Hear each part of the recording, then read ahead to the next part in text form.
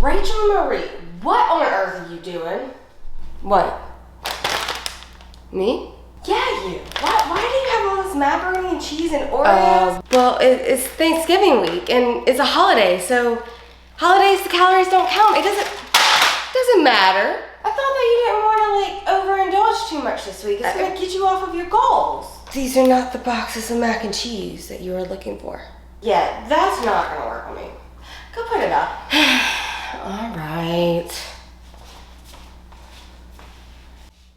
Hello, my lovely Fluffs. Thank you for clicking on my channel. My name's Rachel, and this is my channel, The Fluffy Unicorn, where we discuss everything makeup, weight loss, and whatever the hell else I feel like talking about that day.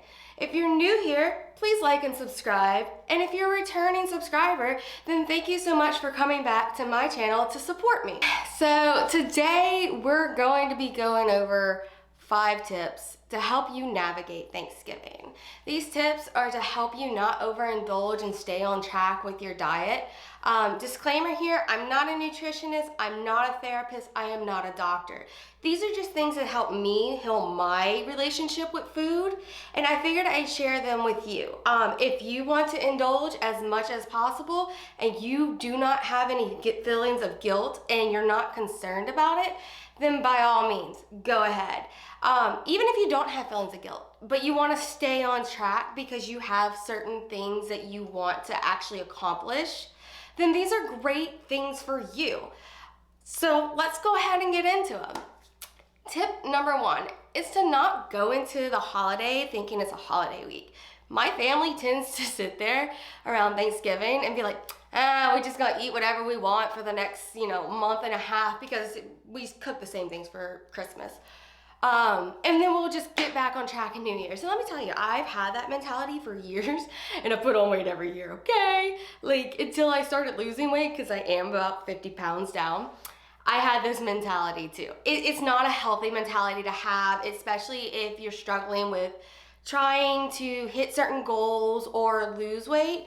Then don't go into it with this mentality. Go into it eating your normal diet, especially if you have been losing weight or been very good and you're very comfortable with how you eat.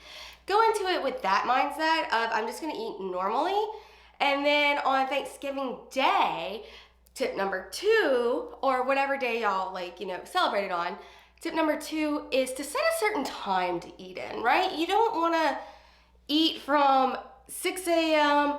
to 12 a.m.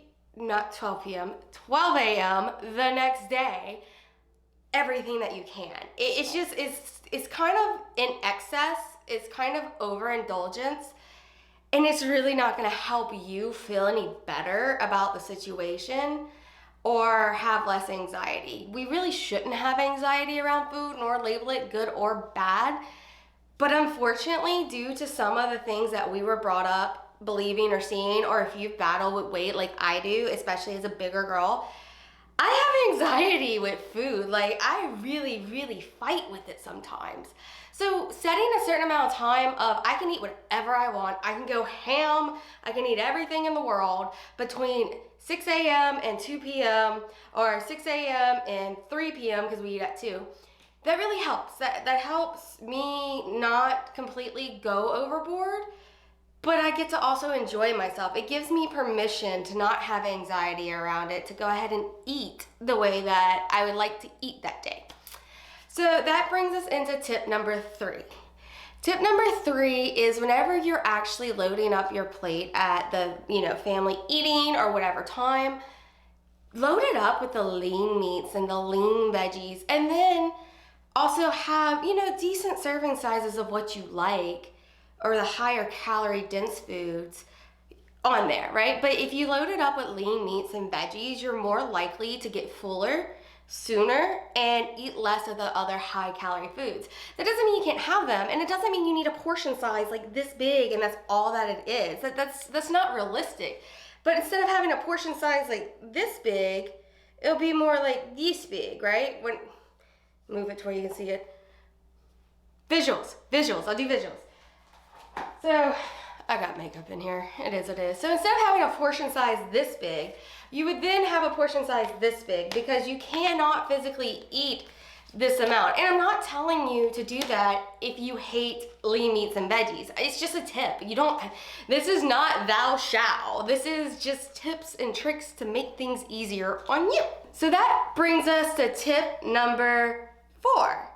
Tip number 4 is do not overindulge to the point of discomfort. And you can overindulge on lean vegetables and meat. Do not eat so much that you are in physical pain. As a big girl that has dealt with eating disorders, or ED, because now I'm not even monetized, so who cares? So as a bigger girl that's dealt with overeating a lot, getting to the point, I have eaten myself to the point to where I feel physically ill. And I don't mean like, oh, it's just so rich food. I mean like, I can't lay down. My stomach is so extended, it hurts. Don't get to that point. There's no point in getting to that point. Remember, if you set yourself a time, especially over the time that you eat with your family, you get to sit there and still like take breaks and eat some more, right? And that also brings us into like 4.5 tip, which is limit the amount of leftovers you bring home. Because if you bring home all the leftovers, then you're going to eat all the leftovers. Like, I make this French silk pie. It is delicious, absolutely delicious. And if I have it in the house, I will eat it day after day after day after day until it's gone. And it's like 5,000 calories. Okay, so it's like, a pound and a half of weight technically in calories. So not overindulging or having that leftover that's, a whole entire pie, I'm able to limit the calories that I actually take in. So that also brings us to tip number 5. Get back to eating normal immediately. If you eat 3 eggs, spinach, and tomato sauce every morning, and that's what's been working for you, get back to it immediately the next day. Don't feel guilt. Don't feel like you ruined everything for the year. Get back on track immediately. And then you didn't do any damage. One day of eating really, really bad out of a month is not gonna hurt you. Okay, there are people that are capable of making one day of eating really, really bad a week into something that is way too many calories. Trust me, I used to be that girl.